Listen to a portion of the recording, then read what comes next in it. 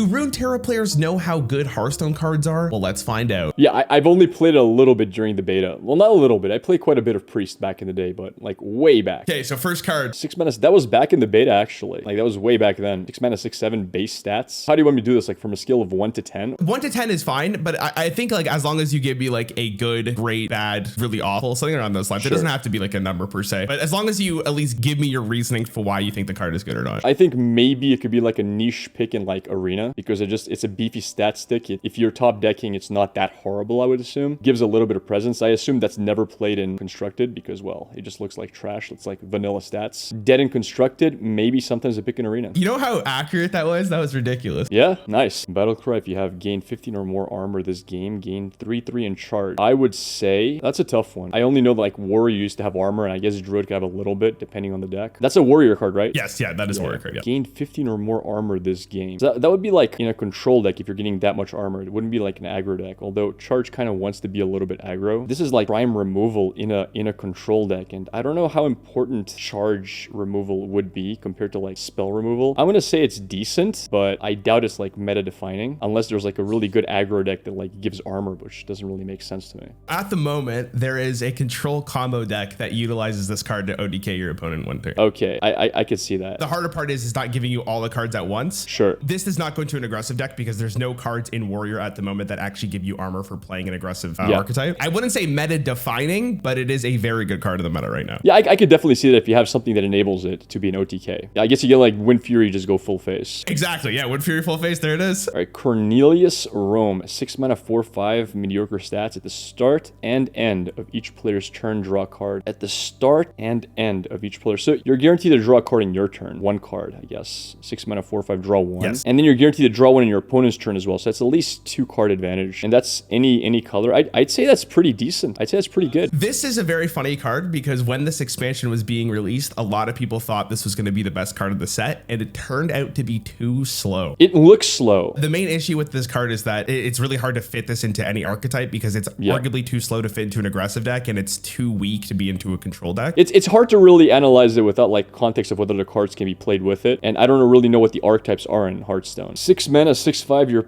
Pirates have Charge. I don't know if you remember what Charge is. Yeah, you can attack when the turn you drop it. They actually introduced a rush mechanic, which is you're allowed to attack a minion the turn it's played. Charge is allowed to attack anything. Okay. And obviously not on your side. Your Pirates have Charge. Oh man, I'm probably going to be wrong on this, but my guess would be like it's a cool idea, but you need to have really cheap Pirates to play right after that same turn or it just gets removed. 5 HP seems like it just gets killed pretty easily. So I'm assuming it's not that strong. This card is arguably one of the most powerful cards in the game. All right, then I'm way off.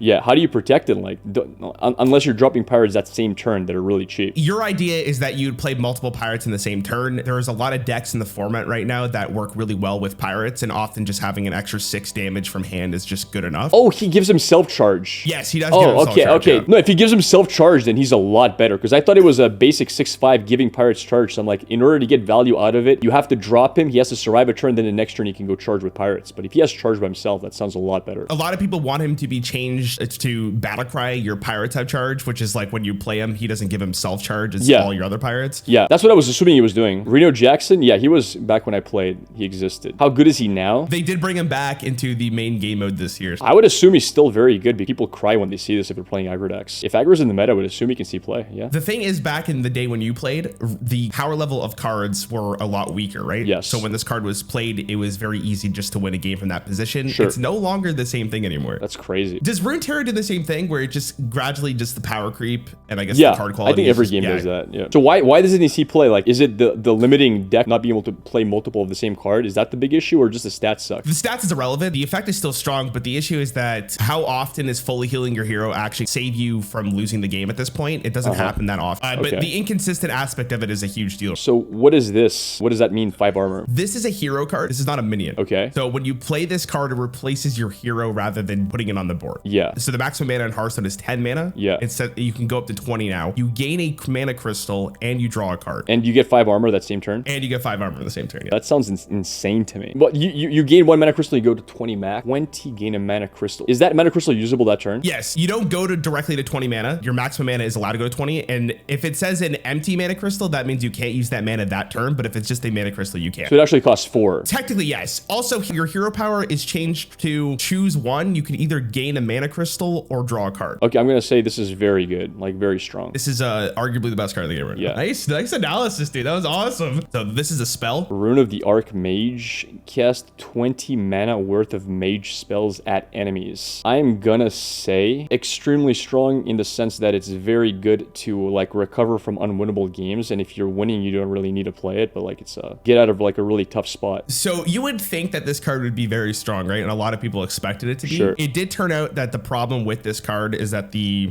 spells that Mage has currently doesn't really allow this card to be that powerful. And it can be very good. Targeted spells are bad? Not necessarily targeted spells are bad. It's more just like there's a lot of cards that don't do much. I was assuming that when it says at enemies, it would only choose spells that are actually enemy targetable. No, that would make the card a lot better. Yeah, because then it's all targetable spells. It can also cast the same spell again. But it can cast spells that don't have anything to do with minion targeting? Yep.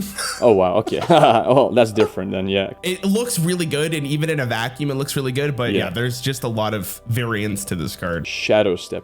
Yeah, I remember that one. That was way back in beta. Return a friendly minion to your hand. It costs 2 less. Would this card suffer power creep? Because it can still be used on stronger and stronger minions. I'm going to say probably good, and it activates certain kind of combos you want to do with minions. The stronger the minions get, the stronger the card gets. It's not really limited by itself. And 2 cost always can be strong because it can enable certain funny things. I'm going to say it's pretty good. You're entirely right. This is a card that's been in the game since Classic, and it has still found a way to see in a bunch of decks because of the effect. Sure. And your analysis was absolutely perfect. Most cards are power crept because like units get better stats or better effects, but this card scales with the units that come out in future sets. Destroy the top 3 cards of each deck. That's Warlock, right? That is Warlock, yeah. Destroy the top 3 cards of each deck. I don't remember if Hearthstone has any. Do they have graveyard mechanics? Not like an official graveyard mechanic, kind of. Not in the sense of discarding like cards like this. There's no graveyard effect. I'm just gonna say bad, unless there's like a mill archetype that I'm not aware of. If you mean bad by unplayable, it's not there yet. It has not seen a ton of play since its release. It's a very niche effect, right? It's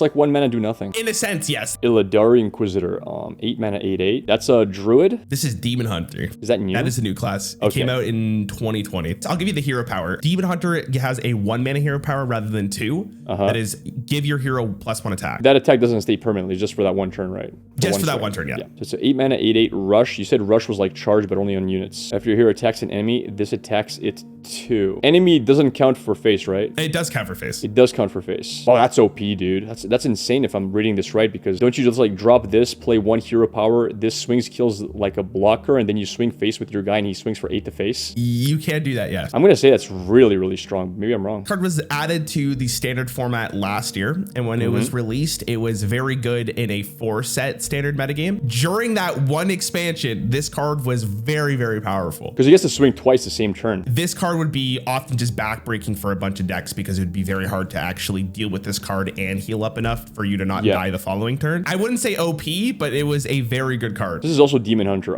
Is your hero a character or not? As long as it doesn't say specifically minions or hero, characters just means anything. I think that's more around base stats, like 6 stats. So on average, probably right now in Hearthstone, I would say 3-mana 3/4 is probably like the vanilla. Yeah, I would say, I mean, I really don't know what Demon Hunter does, but I would say that's meta defining, as in it probably runs in specific meta decks and it has to be in that deck in order to preserve your life if you're going aggro. Especially if you're attacking a lot with the Demon Hunter. So this card actually saw little to no play. Wow, okay. It's kind of a win more card in a sense. Obviously, if you play this and you're going against a very specific deck, you will just destroy them because there's nothing that you can do about it. Switcheroo. Now, I played mostly just Priest. Draw 2 minions, swap their stats. Is 3 mana draw 2 still the default? 3 mana draw 2 is probably the most vanilla way of drawing cards. Draw 2 minions, swap their stats. Stats is also only their attack and defense. It's not mana cost. Yes, yeah, not their mana cost. That's such a high roll, dude, because if you have some really big units and some really cheap units, you can high roll so hard. Wow, I feel like that can set up some crazy OTKs that nobody can expect. Like if you have like a 1 mana rush unit and you have like a 10/10 somewhere in there and you swap them off and you can play the 1 mana and just double buff it, and just I feel like that can set up some really crazy decks. Now whether that's a meta deck or not, I don't know. I'd say huge potential, but it really depends on what the other cards are that exist. I can imagine it being amazing. Yeah, so this card actually just got nerfed. Now it says swap their health only. Okay, For the and now it sucks. Yeah, now it's not nearly as good, but you're right. There was a deck that people made that allowed you to get 24/24 on turn 3 of stats.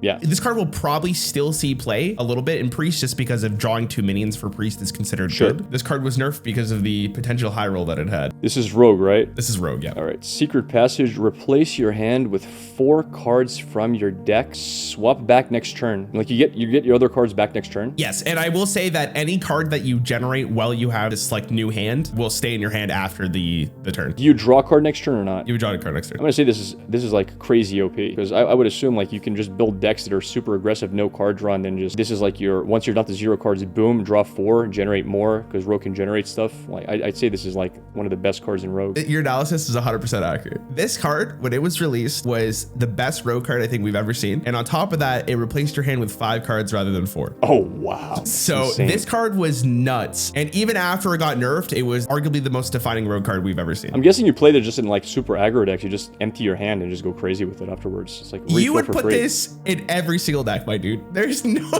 no Rogue deck where you would not. Because you get your cards back anyway. So this is neutral, right? This is a neutral card, yeah. Battle Cry. If this costs more than every minion in your deck, so it does, summon 2 of them from the deck. It only summons from the deck, right? Yes. Yep. How many copies of a legendary can you have in your deck? You can only have 1. You can only have 1 Direct Thorn in the deck. This costs more than every minion in your deck. Summon 2 of them. So I'm sure that there are decks that even without him have only cheap minions. I'm gonna say extremely strong because I assume they're just decks that don't have any expensive minions per se. That's it. You just play aggro. So this card is the highest mulligan win rate card in the game right now. Yeah. And yeah, it turns out for 4 mana, getting a 4/4 plus a bunch of stats is extremely nuts. Yeah. It's kind of ridiculous after all these years that Blizzard still makes cards like this, but here we are. Because there's no downside, because there are decks even without him existing, you would just never put an expensive unit. Yeah, no, this is a card that is, like you said, meta defining. Like this is almost a meta defining card in a sense. Yeah, that was fun, man. I had fun. You actually did really well, which is awesome.